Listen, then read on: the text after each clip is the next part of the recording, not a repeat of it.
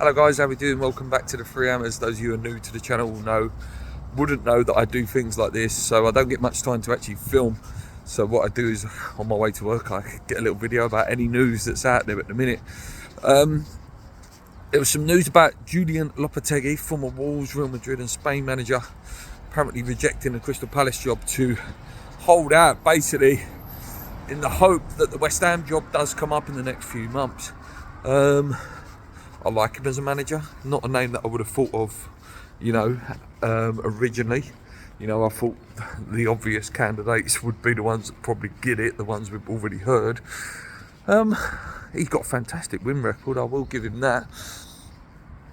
He has won things in his career, really successful at most places he's been.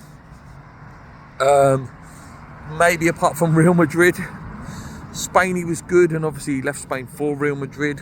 Anyone would leave any club, I think, in the world for Real Madrid. But yeah, it didn't work out at Real Madrid. At Wolves, didn't really get time, and he complained about the money being spent and stuff like that. So again, whether that would work at West Ham, who knows. To be fair, we have spent quite a lot of money over the years. Last few years we've spent some really good money, so could work. His style of play, he likes to play, obviously, the classic Spain style, possession football, loads of the ball, passing, but he is also known for going quite negative when need to. Obviously, I do believe he was the manager when we beat Seville in the Europa League, so David Moyes has one over him. But yeah, it's interesting. We'll see. I personally think we need to go and pluck someone different. But if Lopetegui come in, I wouldn't be disappointed, but also wouldn't be super excited. So it's a funny one. It's a weird one. Moritz Steden has now been confirmed to have joined the club.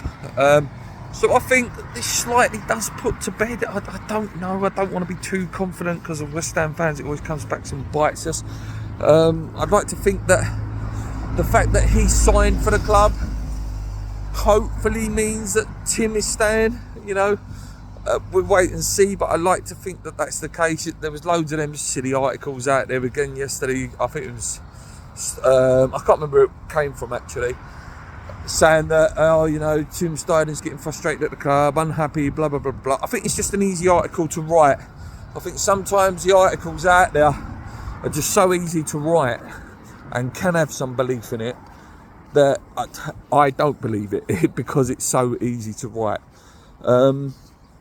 So yeah, the fact that Moritz has come in, he must know, Tim must have said to him, look, yeah, I understand. So hopefully Tim stays and things move forward. Just last little bit of this video is just more of an opinion from myself, to be honest with you. Nicky from West Ham Fan TV, I thought he was amazing on TalkSport yesterday. I doubt you will watch this video, Nicky, but brilliant from him. I think Jeff Sterling was just complete arrogance personified. Didn't really answer when Nicky gave a point about 14th. He sort of quickly brushed over that. When Nicky was really listing off all the things that we were unhappy about, again, quickly brushed it over.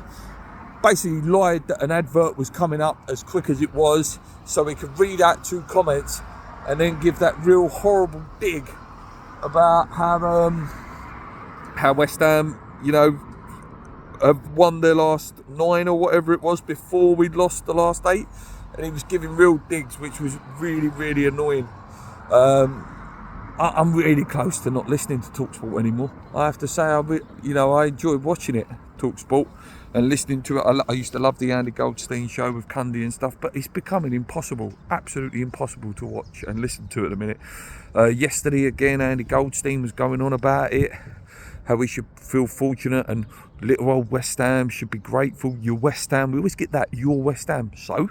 What a Villa now, and what a Brighton, etc. I'm so bored of it. Listen, I won't be watching much more TalkSport, I'll tell you that now. There was a fantastic article which I'm going to put in the description below from Football 365, and they really go into what us fans want, and I think I've never seen it summarised better in an article. So please read that, guys. It's just brilliant. It talks about how,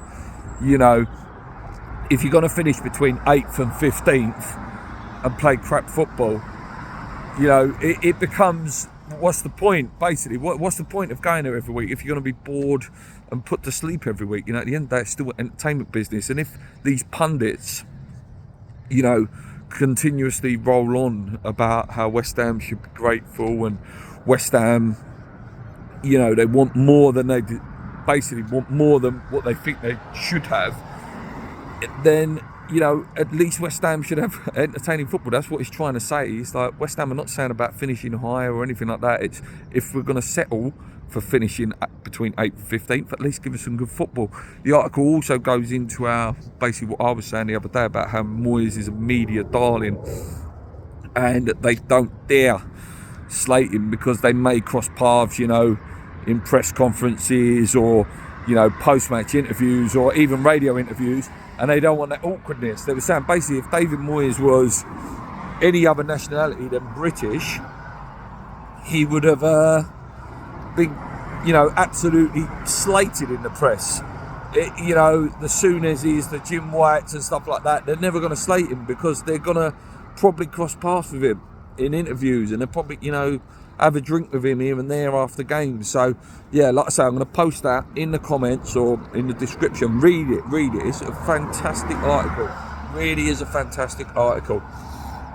That's about it, really, guys. Like I say, there's not much out there. It's more of just me reacting to other news that is out there. But yeah, this horrible, limbo position that we're in needs to end, because it's becoming really, really bad, and it's just going to get worse. I actually got offered a ticket the other day, yesterday, in fact, from my mate. He went, "Do you want to go to the Liverpool game? That's probably the last game I'm going to go, the end of the year," he said. I went, "Mate, I can't do it. I cannot do it. You might call me a bad fan for that. I just can't go over there at the minute. I can't go and watch that turgidness. Why am I going to pay 75, 80 quid to watch crap? When I could use that 75 quid, take my daughter out somewhere, somewhere nice, and I'd actually probably enjoy myself more and not be so thingy." The only good thing about football and West Ham at the minute, it's definitely not the football. It's the social side. You meet loads of people, you have a good laugh at it. But actually, to go over there at the minute, God no. Anyway, guys, this video again, all over the place. But that's how it is at West Ham at the minute. So, sort of suits the mood and the mantra of the club at the minute. I'll be back soon. If there's anything major that comes out in the next few days. Until next time, guys, come on, you Warriors.